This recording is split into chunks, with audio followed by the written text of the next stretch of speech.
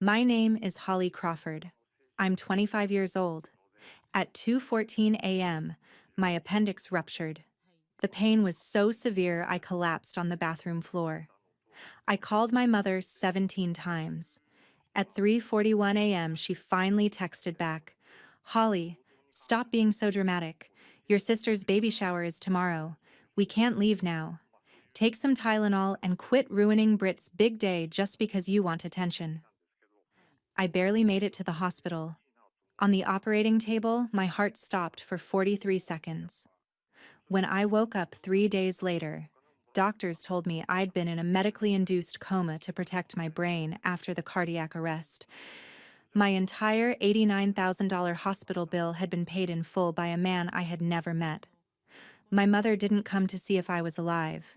She came to pressure me into asking the doctors to discharge me early. She had no idea the man who paid my bill had been watching our family for 20 years. And she had no idea that everything she thought she could bury forever was about to explode in her face. If this story is already hitting close to home, please take a moment to like and subscribe. And I'd love to know. Drop a comment below. Where are you watching from? And what time is it where you are right now? Now, let me take you back to the very beginning.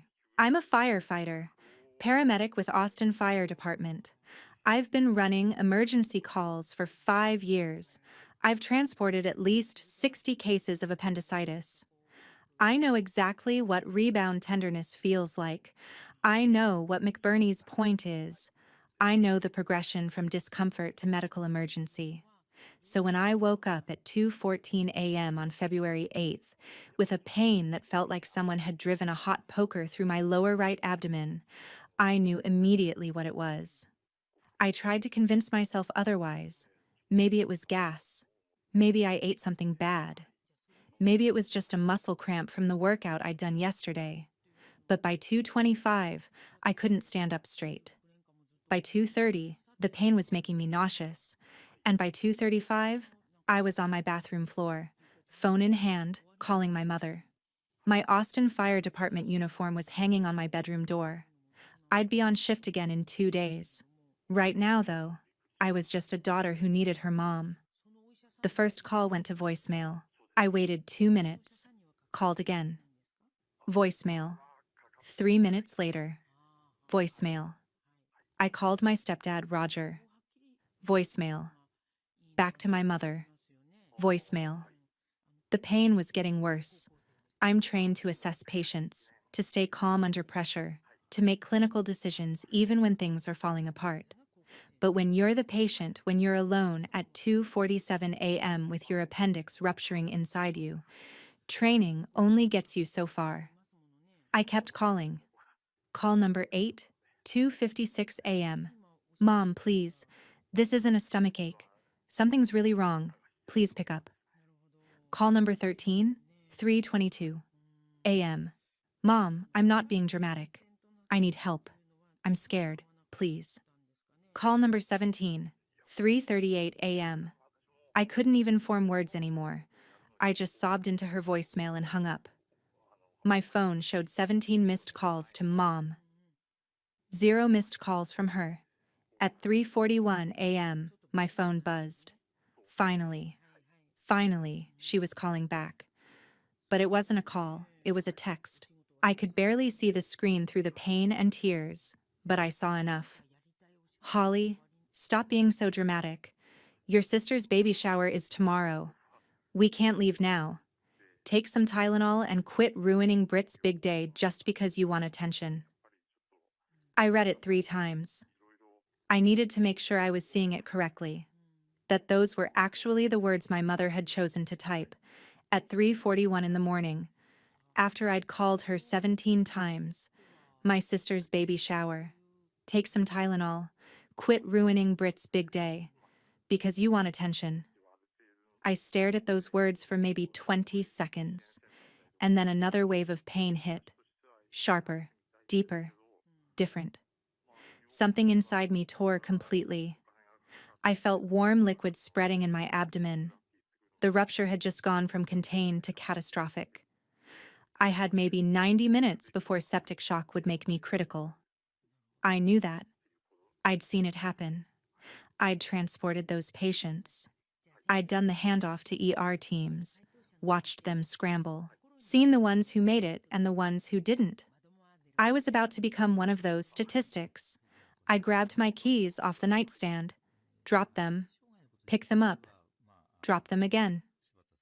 My hands weren't working right. Third try, I got them. I thought about calling my coworker Jake. He lived 20 minutes away. He'd come. I knew he would. But if I called Jake, I'd have to admit that my own mother wouldn't help me.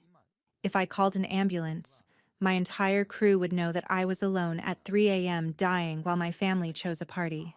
I'd just drive myself. 12 minutes to St. David's Medical Center. I could do 12 minutes. I made it to my car, started the engine, pulled out of my apartment complex at 3:50 a.m. Austin streets were empty. Every red light felt like an eternity. The pain was so intense I had to pull over once. I opened the door and vomited on the pavement. Got back in, kept driving. I talked myself through it. Red light. Breathe. Don't pass out. Green light. Go. Next light. Breathe. 4 more blocks. 3, 2. Stay awake. Do not pass out behind the wheel. You're almost there. I pulled into the ER bay at 4:02 a.m., put the car in park, opened the door, tried to stand. My legs gave out completely. I hit the pavement. Somewhere far away, I heard someone shouting for a gurney. Then everything went black. I came to briefly as they were wheeling me through the ER doors. Faces above me, bright lights, voices overlapping. BP 89/52, heart rate 121, temp 102.1. Get Dr. Okafor, now. I managed to focus on one face. Nurse Amy. I knew her. We'd done joint training exercises. Holly? She grabbed my hand. Can you hear me? Ruptured appendix, I whispered. I'm septic. I know, honey. We've got you. We need to call someone? Emergency contact? I gave her my mother's number. She stepped away. Came back 90 seconds later. Honey, she's not picking up. Anyone else? My stepdad. Roger. I recited the number. Another 90 seconds. No answer there either, sweetheart. Is there anyone else we can call? The question hung in the air. Anyone else? Anyone at all? No. I whispered. There's no one else. I saw something flicker across Nurse Amy's face. Pity, maybe, or sadness. But she squeezed my hand and said, Okay, we've got you. You're not alone. Except I was. I was completely alone. Dr. Okafor appeared. I knew him too. Trauma surgeon, teaches at our joint training sessions. His face was grim. Holly, we're taking you to surgery right now. This is ruptured. You're septic. We can't wait. I tried to nod. The ceiling started spinning. He said something else, but I couldn't hear it anymore. Everything went white. They told me later what happened in the OR.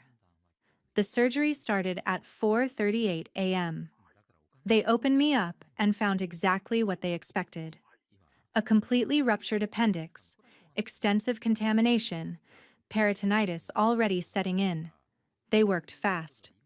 Removed the appendix, cleaned out the infection, started peritoneal lavage, and then at 6:27 a.m., the monitor alarm went off. My heart had gone into ventricular fibrillation. I heard the recording later.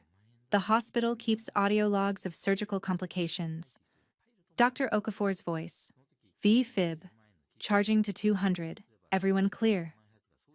The thump of the defibrillator. Nurse's voice. No pulse. Starting compressions. Dr. Patel, the anesthesiologist. Epi's in. Continuing compressions. Come on, Holly. Dr. Okafor. Charge to 300. Clear. Another thump. And then the monitor started beeping again. Steady. Regular. We have sinus rhythm, Dr. Patel said. Pulse is back. Time, Dr. Okafor asked. 43 seconds total downtime. 43 seconds. I was clinically dead for 43 seconds. Dr. Okafor's voice on that recording is shaky when he says, "That was too close. Let's finish this and get her to ICU, and someone try her family again." A pause. "Still no answer, doctor." Another pause. Then, "Document that in the chart. Patient's family has been notified 17 times via phone during medical crisis. Zero responses." The surgery finished at 7:02 a.m. They transferred me to the ICU and made a decision. Induced coma. It's standard protocol after cardiac arrest. When your heart stops, your brain is deprived of oxygen. Even 43 seconds can cause damage. So they keep you sedated, medically unconscious, for 48 to 72 hours. It gives your brain time to recover without using extra oxygen. Dr. Patel explained it to the ICU team. 43 seconds of arrest. We got her back. But given the downtime and her age, I'm recommending induced coma for neuroprotection. The ICU doctor agreed. Maintain sedation for 48 to 72 hours. Monitor neurostatus. Wean when stable. Have we reached family? No, doctor, Nurse Amy said. 17 calls during crisis. 4 more this morning. No response. Keep trying. Someone needs to know their daughter almost died. But no one ever answered. For the next 3 days, machines kept me alive while my mother kept celebrating. I wasn't conscious for any of it. I don't remember the ICU. I don't remember the machines breathing for me or the monitors tracking my vitals, or the nurses checking on me every hour. But I've seen the records. Nurse Jennifer was assigned to me. She documented everything. February 9th, 2 p.m., 18 hours after my heart stopped. She wrote, "Patient stable in MICU. Induced coma protocol ongoing. No family contact despite 21 attempts to reach emergency contacts. Social services notified." That was the exact time my sister's baby shower started. While I was unconscious in ICU, my family was at Britt's house in Austin celebrating her pregnancy. Opening presents, eating cake, posting photos on social media. My mother didn't answer the hospital's calls because she was busy being the perfect grandmother to be. February 10th, 8 a.m., patient neurostatus improving. No seizure activity. Attempted family contact again. Mother's voicemail box now full. Left message with hospital callback number for stepfather. February 11th, 6 p.m., beginning sedation wean per protocol. Patient showing appropriate response to stimuli. Still no family response to 28 contact attempts over 3 days. This is highly unusual and concerning. 28 calls, over 72 hours, 0 responses. On February 12th at 6 a.m., they turned off the sedation drip. My body started waking up on its own. Slowly, like swimming up from the bottom of a very deep pool. At 9:20 a.m., I opened my eyes. The first face I saw was Nurse Jennifer. She had tears in her eyes. "Welcome back, honey," she said. "You gave us a scare." I tried to talk, but my throat was raw. She held up a cup of water with a straw. "Small sips. You've been intubated." I sipped, swallowed, found my voice. "How long?" "3 days. You had surgery on the 9th. Emergency appendectomy. There were complications." Complications. That's a gentle way of saying my heart stopped. "My mom?" I couldn't finish the question. Jennifer's face fell. She pulled a chair close and sat down, still holding my hand. "Sweetheart, we've been trying to reach your family since you arrived. We called 28 times. We left messages. I'm so sorry, but no one's come yet." I felt something break inside my chest. It wasn't physical. It was deeper than that. "The baby shower," I whispered. "Was it yesterday?" That was 3 days ago, honey. February 9th. I closed my eyes. She chose the party. She saw my name on her phone 28 times over 3 days, and she chose the party. You're not alone, okay? Jennifer squeezed my hand. I'm right here, and I'm not going anywhere. She stayed with me for 2 hours that morning, explaining what had happened, what to expect, how recovery would go. She was warm and patient and kind, everything my mother should have been. At noon, visiting hours officially started. Jennifer said, "I'm sure your family will be here soon now that you're awake." I didn't have the heart to tell her I knew better. 6 hours later, I was right. At 3:45 p.m., someone finally walked through my door. But it wasn't a family member coming to check if I was alive. It was a hospital billing clerk with news I couldn't process. Her name was Rita. She looked uncomfortable, like she didn't want to be having this conversation with someone who'd just woken up from a medical coma. "Ms. Crawford, I wanted to update you on your account status." I braced myself. Emergency surgery, 4 days in ICU, cardiac arrest complications. I had insurance through the fire department, but it was a high deductible plan. I was probably looking at $20,000 out of pocket. Maybe more. "How bad is it?" I asked. Rita smiled. "Actually, your balance is zero." I blinked. "What? My insurance hasn't even—" "We didn't bill your insurance. Your entire hospital bill was paid in full by a private party yesterday. $89,000. Cashier's check. It cleared this morning." The room tilted slightly. "That's impossible. Who would— I don't know anyone with that kind of money." She checked her notes. "A Mr. Vincent Murphy." The memo line said, "For Holly Crawford, a promise kept." Vincent Murphy. I'd never heard that name in my life. Rita handed me a receipt. Official hospital letterhead. Total charges, $89,000.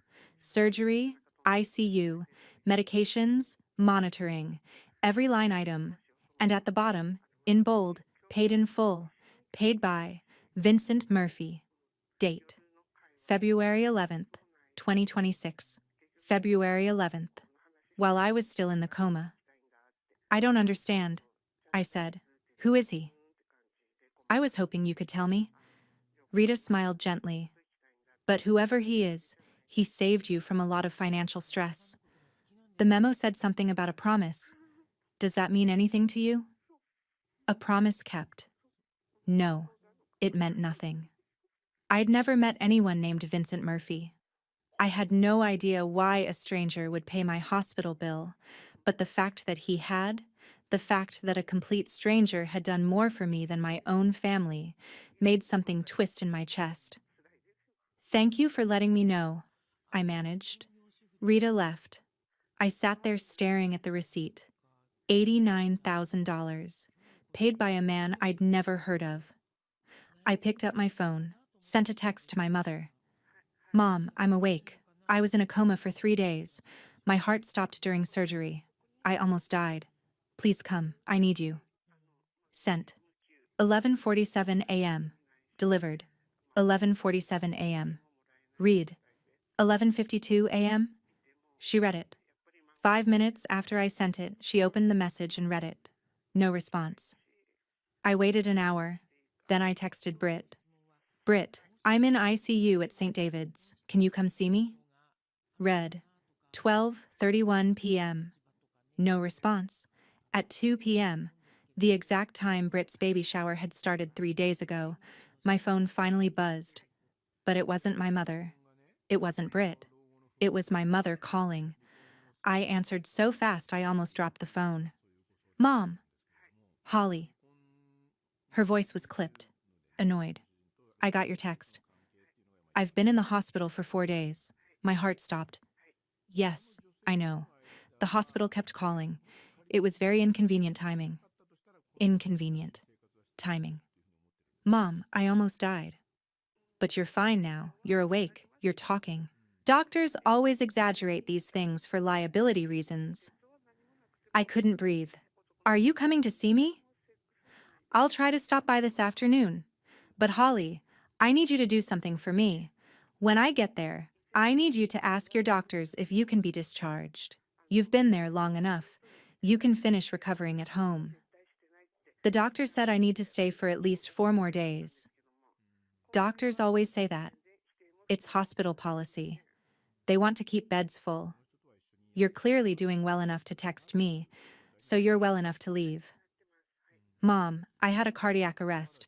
I was in a coma. Which is why you should want to recover somewhere comfortable instead of in a hospital full of infections.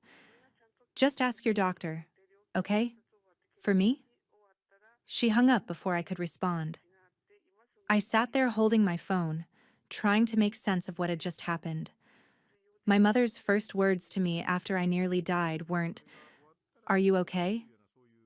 or, "I'm so glad you're alive."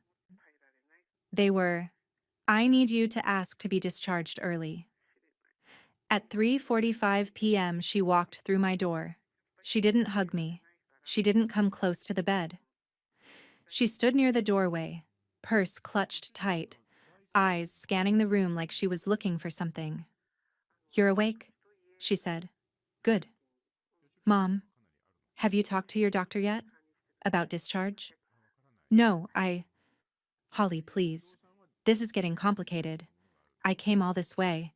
The least you could do is ask." All this way. Austin to Austin. 20 minutes in traffic. "Mom, why didn't you answer when I called? I called you 17 times. I was dying." Her jaw tightened. I explained that. The baby shower was the next day. We had so much to prepare. You know how important it was to Britt. More important than my life? Don't be dramatic. You're fine now. Dr. Okafor chose that moment to walk in for evening rounds. He looked from me to my mother and back. "Holly, how are you feeling? Any pain?" My mother stepped forward before I could answer. "Doctor, I'm Holly's mother. I was hoping to discuss her discharge timeline. She's been here 4 days. Surely she's stable enough to recover at home." Dr. Okafor's expression went professionally neutral. "Ma'am, your daughter experienced cardiac arrest during surgery 4 days ago. She was in a medically induced coma for 3 days. She's currently on IV antibiotics for sepsis. Discharge isn't possible for at least 5 more days, possibly 6. Surely she's stable enough. Mrs. Crawford, Holly died on my operating table. For 43 seconds, she had no heartbeat. She's not going anywhere until I'm certain she's stable." My mother's face hardened. "This is exactly why hospital stays are so expensive. You keep people here for policy when they could recover at home just as easily." "This isn't policy, ma'am. This is medical necessity." "Holly, do you want to leave against medical advice?" I looked at my mother, at the way she wouldn't meet my eyes, at the way her hands were gripping her purse so tight her knuckles were white. "No," I said quietly. "No, I don't want to leave." Dr. Okafor nodded. "Then that's settled. I'll see you tomorrow morning, Holly." He left. My mother stood there for a long moment, breathing hard through her nose. "Fine," she finally said. "If that's how it is." She grabbed her purse. Didn't say goodbye.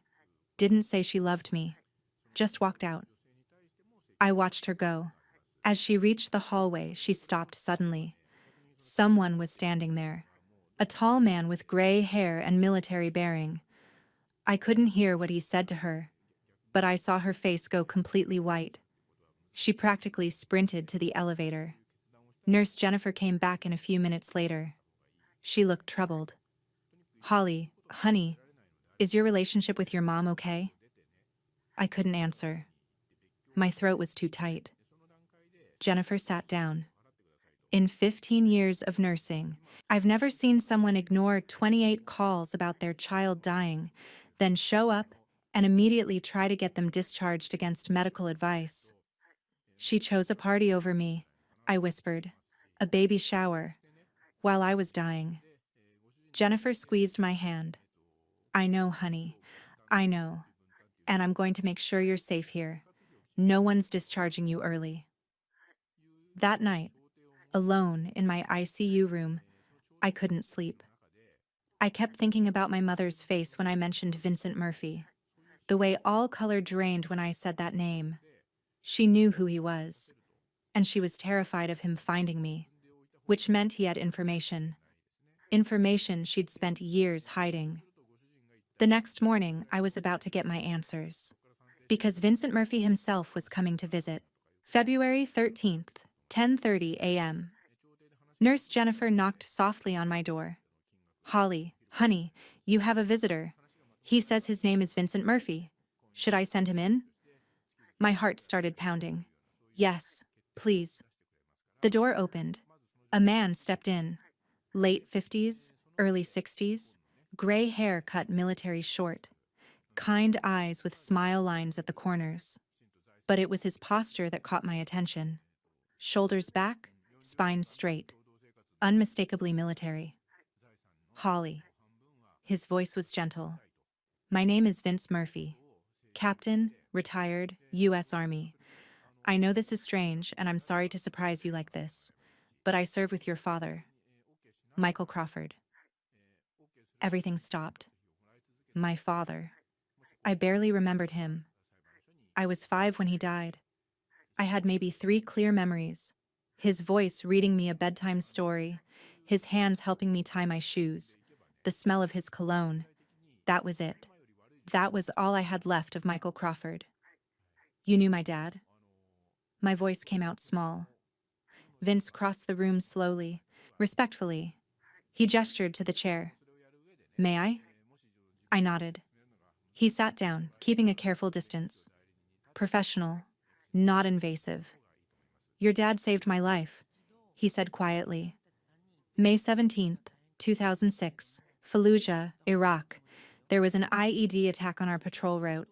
Michael shielded me from the blast. If he hadn't, I wouldn't be sitting here." "I don't understand. Why are you here? Why did you pay my hospital bill?" "Because 20 years ago, your father made me promise something, and I've been keeping that promise ever since, even if you didn't know it." My throat felt tight. "What promise?" Vince's eyes were steady on mine. "Michael was conscious for about 18 minutes after the blast. The medic couldn't save him, so Michael used that time to talk. Not about tactics or the mission. He talked about you and Britt. He said, 'Vince, Holly's 5 years old. She wants to be a firefighter like the guys who came to her school. She's always helping people, always brave.'" Tears were running down my face now. I didn't try to stop them. He smiled through the pain. Vince continued, and he said, "If I don't make it, promise me you'll watch over her. She's going to need someone. Promise me." I promised. And then he said one more thing. He said, "Don't let Karen erase me. Don't let them forget." He said that? About being erased? He knew Holly. Even then, somehow he knew what might happen. Vince reached into his jacket and pulled out a photograph. He handed it to me. It was worn at the edges like it had been carried for a long time. My father in his army uniform holding a baby. Holding me. Looking at me like I was his entire world.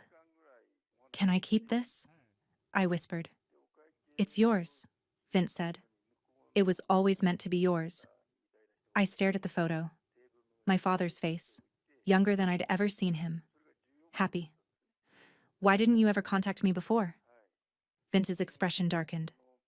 "I tried. Many times. After your father's funeral, I tried to stay in touch with your family. Your mother shut me out completely. She said she was moving on. She didn't want reminders of Michael. She changed her phone number. Moved from San Antonio to Austin. Made it very clear I wasn't welcome in your life. But you kept watching anyway. I made a promise to a dying man. I wasn't going to break it just because it was inconvenient." There was something in his voice. Something careful. Like he was holding back. "What else?" I asked. "There's more, isn't there?" Vince pulled out a folder, set it on the hospital table between us. I need to show you something, Holly, but first, you need to understand. I've been watching your family for 20 years. Not in a creepy way, just aware. Public records, social media, making sure you were okay. And for 20 years, I've been sending money. What? Every year since 2006. $3,200 the first year. More as my income increased. $64,000 total over 20 years. Sent anonymously through a lawyer to avoid your mother refusing it directly. My head was spinning. I never saw any money. I know. Your mother told you it was some kind of unit memorial fund, didn't she? Said it went to household expenses? How did he know that? She lied, Vince said quietly. Every dollar I sent went directly into her account, and you never saw a cent of it. The room felt too small, too hot. Why would she do that? Because your mother has been hiding something much bigger, something that explains why she tried to discharge you early, why she was terrified when she saw me in that hallway. He opened the folder, pulled out official-looking documents. Do you know what SGLI is, Holly? Service Members Group Life Insurance. Standard military coverage. Exactly. Your father had a $400,000 policy when he died. It paid out in July 2006. $400,000. It was divided according to his wishes. Vince continued. 200,000 to your mother, 100,000 to you, 100,000 to Britt. But there was a condition. You and Britt couldn't access your portions until you turned 25. My heart started pounding again. I turned 25 on January 12th. 5 weeks ago, has anyone contacted you about an inheritance? Has anyone asked you to sign anything? Has anyone mentioned your father's life insurance? No, never. I had no idea any of this existed. Vince's jaw tightened. That's because your mother never told you, and I believe I know why. When did Britt turn 25? I tried to remember. February 2022, 4 years ago. And what happened after that? She got married. June 2022. It was huge. Like $60,000 huge. My mom said they'd been saving for years. Vince pulled out another document. A wedding invoice. Vintage Villas, Austin, June 11th, 2022. Total cost, $63,000. Anything else? They bought a house in 2023. Lake Travis. They put down $85,000. Mom said Britt and Connor had been saving. Vince laid out a property closing document. Purchase date, March 15th, 2023. Down payment, $85,000. Source, gift from parents. I stared at the documents, at the timeline, at the amounts. No, I whispered. Yes, Vince said gently. Holly, I need to show you one more thing. He pulled out a form. Official trust disbursement paperwork, dated February 18th, 2022. This is the form that released both trust amounts, your 100,000 and Britt's 100,000. $200,000 total. It required both daughters' signatures, notarized. He pointed to 2 signatures at the bottom. Is that Britt's handwriting? I looked. Yes, that's definitely hers. And is that yours? I looked at the second signature, the one that was supposed to be mine. It looked nothing like my signature. Different slant, different letter formation, different everything. That's not my signature, I said. I know. I never signed this. I know. February 2022. I was in San Antonio. I was doing paramedic clinicals. I never went to Austin that month. I never went to any notary. I know, Vince said again, quietly, firmly. The truth settled over me like ice water. My mother forged my signature. Yes. She stole $100,000 from me. Yes. And she spent it on Britt. Vince didn't answer. He didn't have to. The documents spoke for themselves. I looked up at him. How much do you know? Everything, he said. And I have proof of all of it. He pulled out his phone, showed me a spreadsheet. Every expense, every purchase, every dollar tracked. Britt's wedding, $63,000. June 2022. Britt's house down payment, $85,000. March 2023.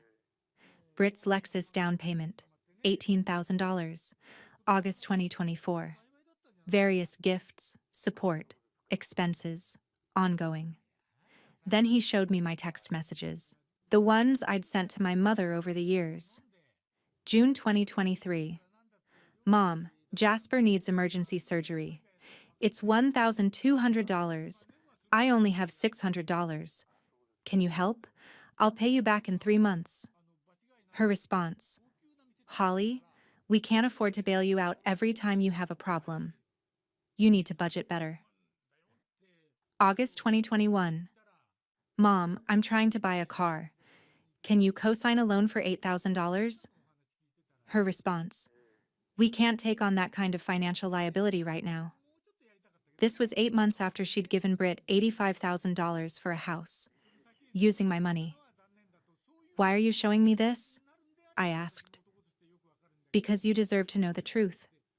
Because your father died protecting others, and your mother has spent 20 years erasing him and stealing from you. And because I made a promise to watch over you. That's what I'm doing right now. I looked at all the evidence spread across my hospital table. 20 years of lies, 20 years of theft, 20 years of my mother choosing Britt over me, funding Britt's perfect life with money that was rightfully mine. What do I do? My voice sounded hollow. You confront her, Vince said. With me beside you, with evidence she can't deny. And you take back what's yours. This will destroy our family. Vince's voice was gentle but firm. Holly, they already did that. You're just refusing to let them hide it anymore. I thought about my mother trying to discharge me early. About the baby shower she chose over my life. About 17 phone calls she ignored while I was dying. About $100,000 she stole from her dead husband's sacrifice. When? I asked. Britt's hosting a dinner in early March to introduce the new baby. Family and friends. Some of your stepfather's military buddies will be there. It's the perfect venue. Public enough that she can't gaslight you. Witnessed enough that she can't deny it later. You want to do this in front of everyone? I want the truth to have witnesses, so no one can ever pretend it didn't happen. I looked at the photograph of my father holding me, at the man who'd kept his promise for 20 years, at the evidence of my mother's betrayal. Okay, I said, let's do it. Vince smiled.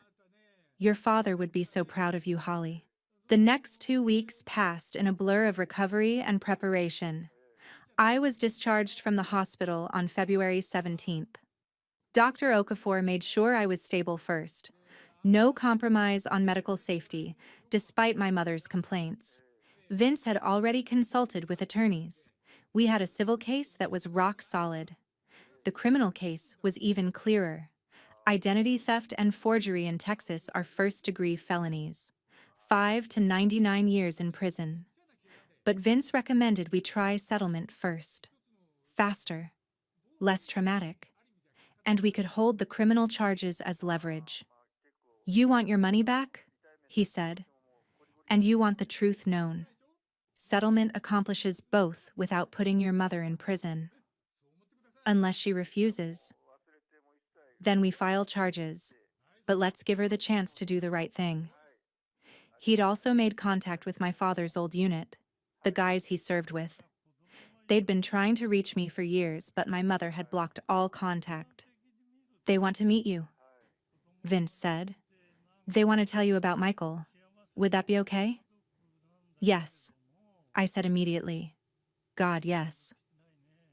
On February 25th, I met Carlos and Deshawn and 6 other men who'd served with my father.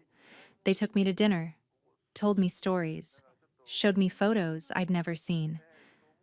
Your dad talked about you constantly, Carlos said. He called you his little firefighter, said you were going to save the whole world. I started crying right there in the restaurant. He knew, Deshawn added. Look at you now. Austin Fire Department, saving lives. He knew exactly who you'd become. For the first time in my life, I felt connected to my father. Not through vague memories, but through the men who'd known him, who'd served with him, who remembered him not as a tragic loss but as a real person. March 2nd arrived faster than I expected. Britt's house, Lake Travis, 6:30 p.m. Meet baby Henry dinner. Vince picked me up at 6. We drove in silence for a while. You ready? He finally asked. No, but I'm doing it anyway. He smiled. That's courage, Holly. Your father had that too. We pulled up to Britt's house at exactly 6:30. It was beautiful, huge, expensive, built with my stolen money. I took a deep breath, picked up the folder Vince had prepared, opened the car door. Time to tell the truth. Britt opened the door with a huge smile. Holly, I'm so glad you came. Come meet Henry. She led me to the living room where baby Henry was sleeping in an elaborate bassinet. He was tiny, perfect, completely unaware that his whole family was about to implode. He's beautiful, I said honestly. Congratulations. Thanks. I'm sorry I didn't come see you in the hospital. Mom said you had a bad flu and didn't want visitors. I stopped walking. Wait. She said what? That you had a bad flu? And you'd call when you felt better? My mother appeared from the kitchen. Her face went tight when she saw me. Britt, sweetheart, we should get dinner started. Mom? I said quietly. You told Britt I had the flu? Let's discuss this later. This is supposed to be a celebration. Vince stepped forward. Mrs. Crawford, I'm Captain Vincent Murphy. We met briefly at the hospital. I think it's exactly the right time to discuss this. In front of everyone. My mother's face went pale. Roger appeared behind her, looking confused, then concerned, then alarmed when he saw Vince. Connor's parents were already seated at the dining room table, 2 of Britt's friends, and 3 of Roger's Army National Guard buddies with their wives. Perfect. Exactly the audience we needed. Dinner was catered. Expensive. Everything was perfect on the surface, but I could see my mother's hands shaking as she poured wine. We sat down, made small talk. Connor's father made a toast to the new generation. Roger made a toast to family loyalty. Britt thanked our parents for always being there. And then I stood up. The room quieted. I'd like to make a toast too, I said. My mother's knuckles went white on her wine glass. To my father, I said clearly, Sergeant Michael Crawford, who died 20 years ago in Fallujah, Iraq, protecting his fellow soldiers and his country, who left behind a legacy, both in his sacrifice and in his provision for his daughter's futures. A legacy some people in this room have tried very hard to erase and steal. Stunned silence. Vince stood. I'd like to add to that toast. To Michael Crawford, who saved my life on May 17th, 2006, who made me promise to watch over his daughters. A promise I'm keeping tonight by telling the truth. One of Roger's friends, Colonel Davies, leaned forward. Vince Murphy? You're the Vince Murphy? 3rd Ranger Battalion? Yes, sir. Colonel Davies looked at Roger. You never mentioned you knew Vince Murphy. We don't exactly, Roger started. That's because my mother banned Vince from our lives 20 years ago, I interrupted. Right after my father's funeral. Because Vince knew too much about what she was planning to do. Britt's voice was small.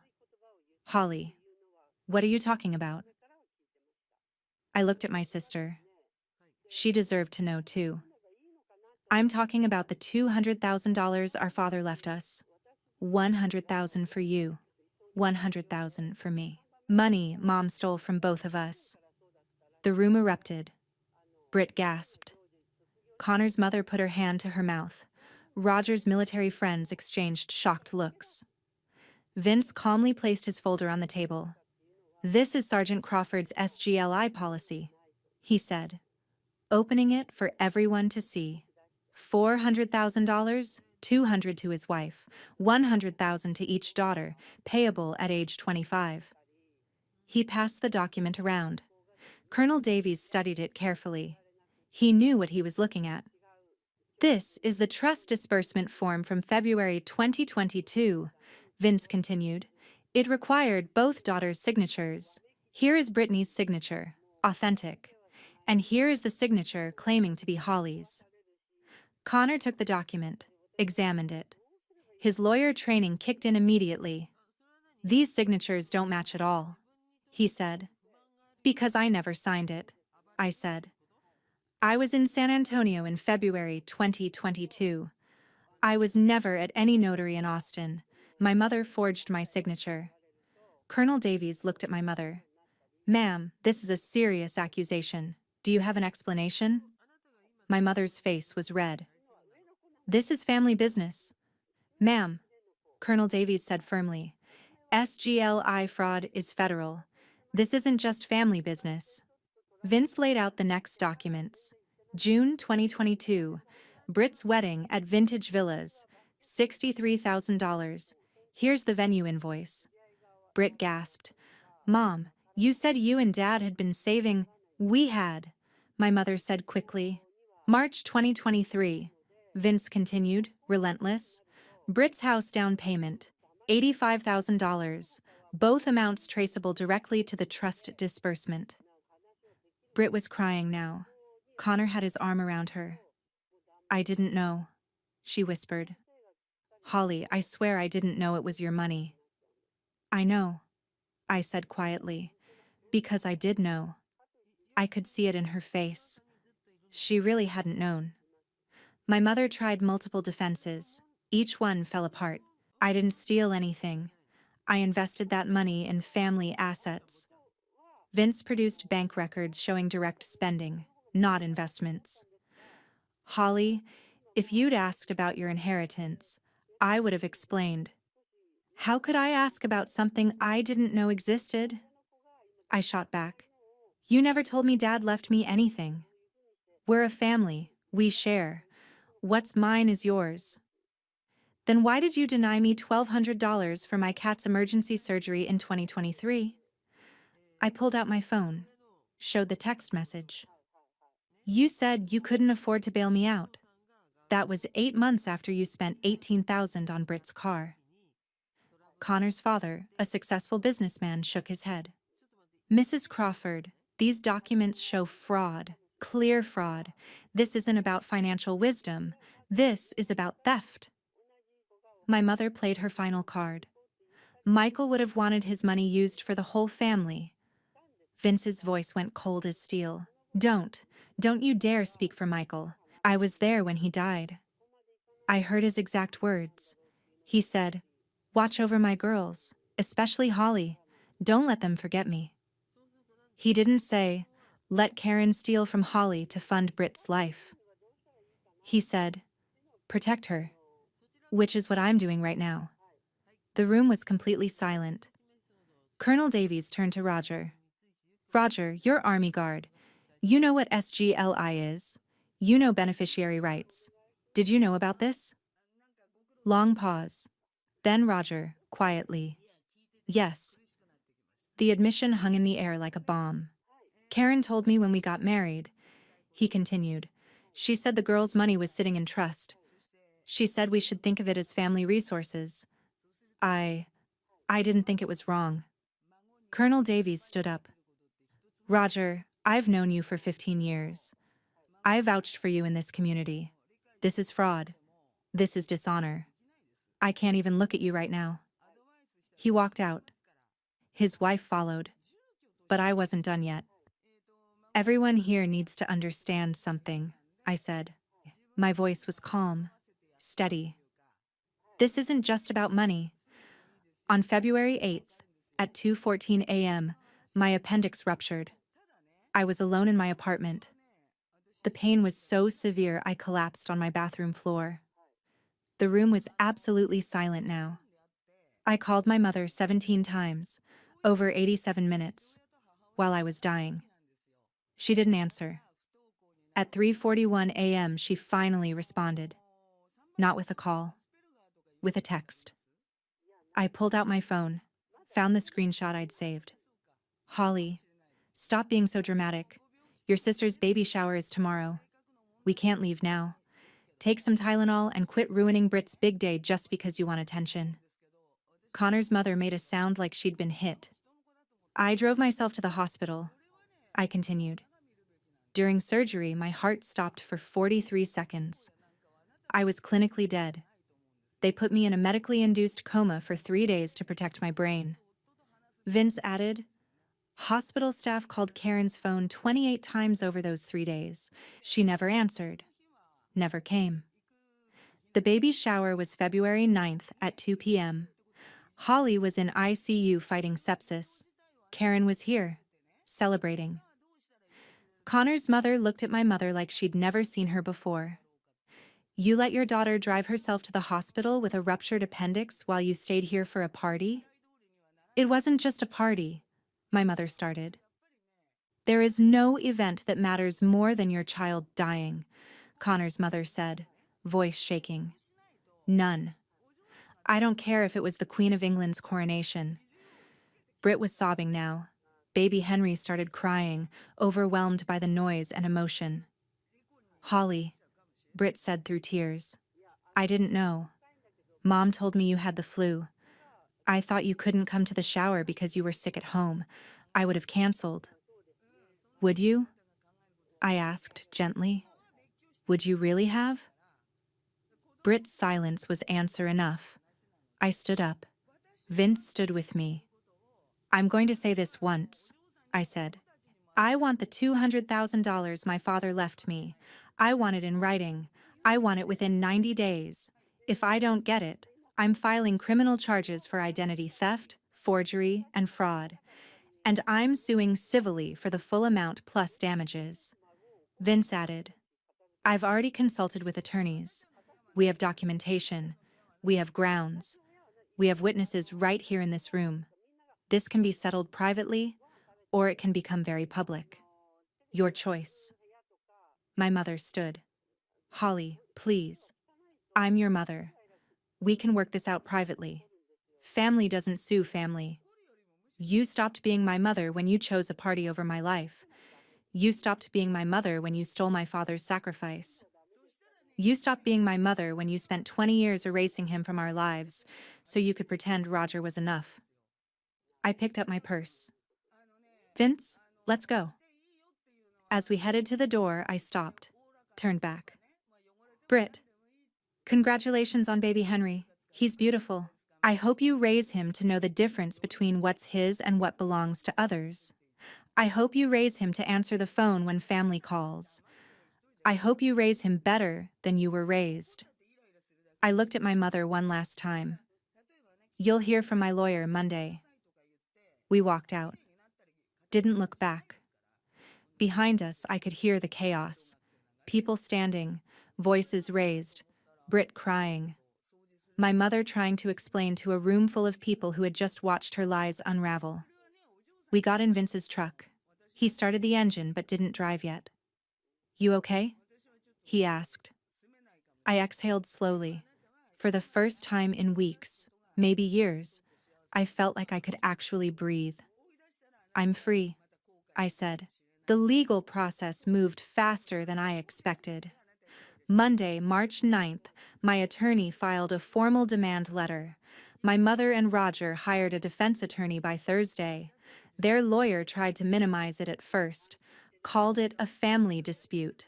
My attorney, Rebecca Chen, sent him the criminal fraud analysis. Identity theft in Texas carries 5 to 99 years in prison. Their attorney's tone changed immediately. By March 28th, we had a settlement. Terms, $200,000. My mother and Roger would pay it, $100,000 immediately. They took out a home equity line of credit. The remaining $100,000 over 18 months. My attorney's fees came to $13,500, 7% contingency. Net to me, $186,500. I chose not to file criminal charges, as long as they honored the payment plan. If they missed a payment, all bets were off. The first payment cleared on March 30th. $100,000 appeared in my account. Money my father died to provide. Money that should have been mine 5 years ago. Money I'd been told didn't exist. I sat in my truck in the bank parking lot and cried for an hour. Not from sadness, from relief, from vindication, from finally being seen. I made my decisions about the money carefully. $25,000 into an emergency fund.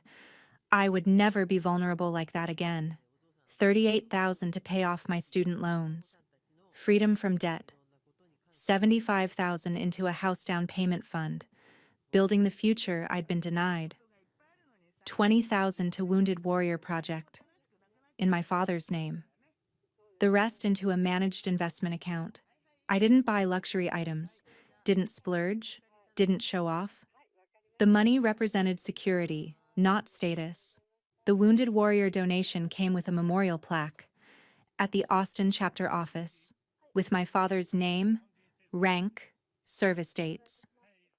This donation made by his daughter, Holly Crawford, in honor of her father's sacrifice. I attended the unveiling in early April. Vince stood beside me. So did Carlos and Deshawn and the other members of my father's unit. The director shook my hand. Sergeant Crawford would be incredibly proud, Holly, not just of this donation, but of who you've become. A firefighter, saving lives, serving others. You're living his legacy. I looked at the plaque. My father's name. Permanent. Public. Proof that he existed and mattered. Proof that my mother hadn't erased him after all. That evening, my phone buzzed. Text from Britt. I almost deleted it unread. But something made me open it. Holly, I saw the donation announcement. Dad would be so proud of you. I'm so sorry. For everything. I know you probably won't forgive me, but I need you to know. I didn't know. And I'm going to make sure Henry knows about Uncle Michael. I promise. I stared at the message for a long time. Over the next few weeks, Britt sent more messages. Not defensive, honest, genuine reckoning. I never asked where the wedding money came from because I didn't want to know. I let them make you the problem child so I could be the golden one. I knew they treated you differently. I told myself it was your choice to stay distant. It was easier than admitting they were wrong. After 3 weeks, I sent one response. Britt, I appreciate your honesty. I'm not ready for a relationship. Maybe someday. Not now. Focus on Henry. Break the cycle. That's what matters. Her reply came quickly. I will. I promise. Take all the time you need. I muted her thread. Not blocked. Just paused. Indefinitely. She'd had 29 years to choose me. She didn't. Maybe she'd change. Maybe not. But that wasn't my job anymore. April and May became about building something new. Vince and I established a rhythm. Weekly dinners. Sometimes I cooked. Sometimes he did. Sometimes we ordered pizza and talked for hours. He told me about my father. Real stories. Not sanitized memories. Michael Crawford loved terrible puns, made the best scrambled eggs, was terrified of spiders but wouldn't admit it, cried at movies, couldn't sing but did anyway. He showed me photos I'd never seen, letters Michael had written, memorabilia Vince had kept for 20 years. Then one evening in late April, Vince handed me a small box. What's this? Your father's dog tags. I've been keeping them safe, but they should be with you. I opened the box. The metal tags were worn smooth in places, but I could still read the stamped letters. Crawford Michael, a blood type O post Christian. I lifted them out. The chain was cool against my fingers. Heavy. Real. Can I wear them? Holly, they're yours. Wear them however you want. I put them on. The weight settled against my chest, under my shirt, against my heart. I wore them sometimes when I went to work. A reminder. A connection. Father's Day came in June. Vince and I went to Texas State Veterans Cemetery, placed flowers on my father's grave, shared a flask of bourbon, Michael's favorite, apparently. I wish I remembered him better, I said. You honor him better than memory ever could, Vince replied. You became exactly who he hoped you'd be. As we were leaving, Vince handed me an envelope. What's this? Something your father wrote. For you. April 2006. 1 month before he deployed. To be given to you when you turn 25. I've been holding it for 20 years. My hands shook as I opened it. One page. My father's handwriting.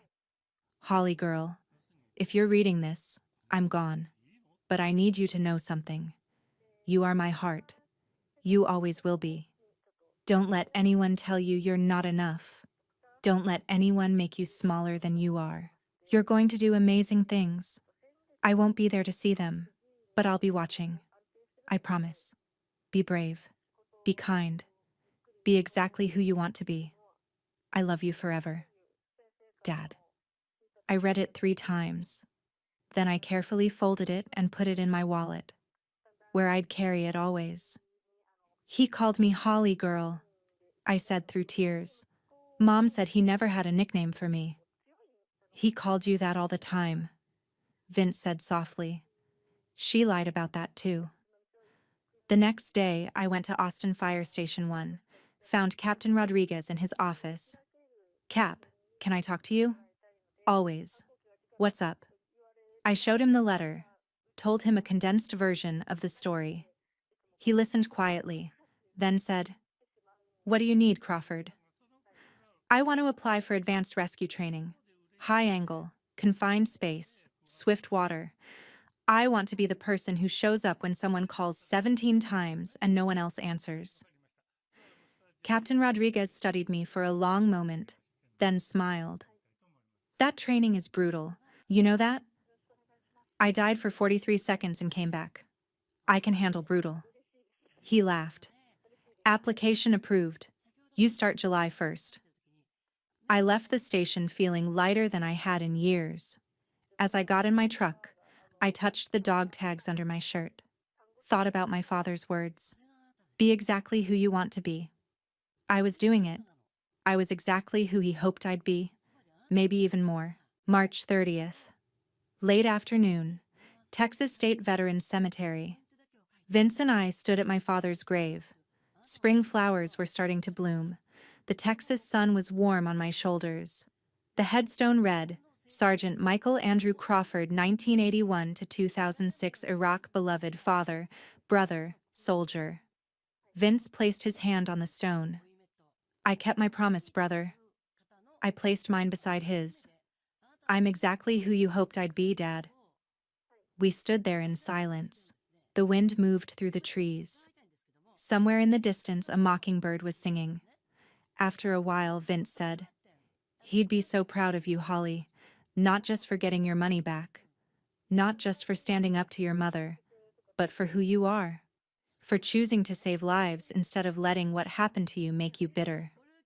I had help, I said.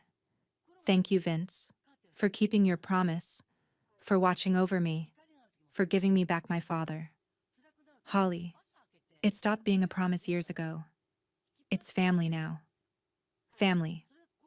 Real family.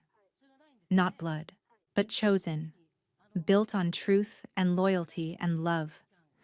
We drove back as the sun was setting. Vince dropped me off at my apartment. Dinner next week? He asked. Always. I went inside, made tea, sat on my small couch in my small apartment. The apartment I could afford because I was financially independent. Because I'd built my own life. Because I'd never asked my mother for anything. My phone buzzed. Text from Captain Rodriguez. Advanced rescue orientation is July 1st. 0800. Don't be late, Crawford. I smiled, replied with a thumbs up. Another text. This one from Carlos. Unit reunion next month. You in? Absolutely.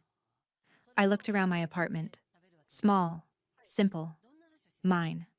I looked at my bank account. $186,500. Growing, protected. Mine.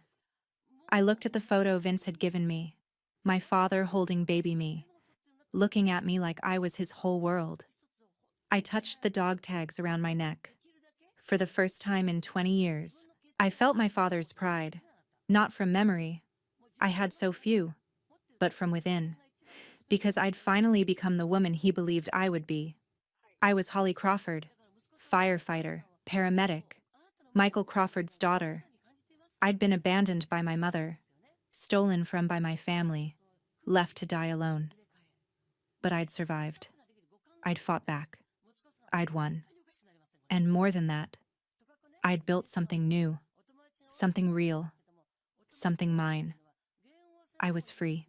If you've ever been the scapegoat in your family, the one who was always wrong, always too sensitive, always too much, I want you to know something.